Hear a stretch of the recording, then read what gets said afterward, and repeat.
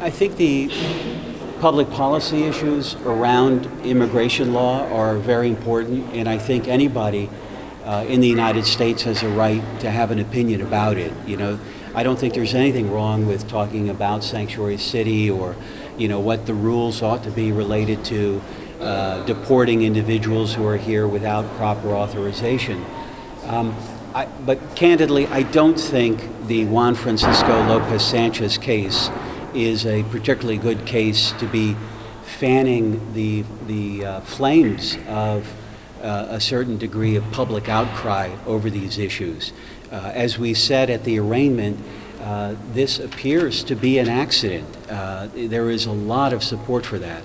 In the same way that Americans who may be charged with a crime in other countries that they are either visiting legally or overstayed visas or whatever the facts may be, they do not want their immigration status to be the deciding factor in whether or not they're going to win on the merits of the case.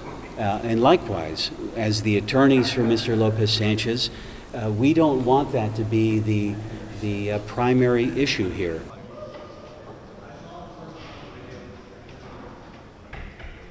And they're very fair.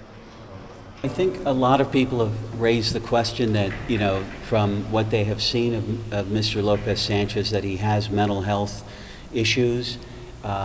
We have reiterated that we are not defending the case from the point of view that he has some kind of mental defect that would make him incapable of knowing right or wrong or understanding the proceedings against him, because we believe that this matter is an accident, and that is the defense that we're presenting, and that's the defense that we articulated at the arraignment. So nothing has changed in that regard.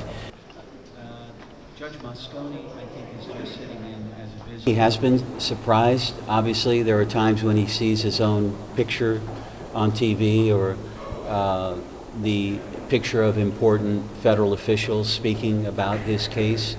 You can imagine that for someone in his, station in life and his education and background, it's hard to come to terms with that. You could imagine what it might feel like if this case involved you and you saw your picture in the media for, sporadically over a 2-year period, or that if there were legislation named after you. I mean, it's got to have some impact on him.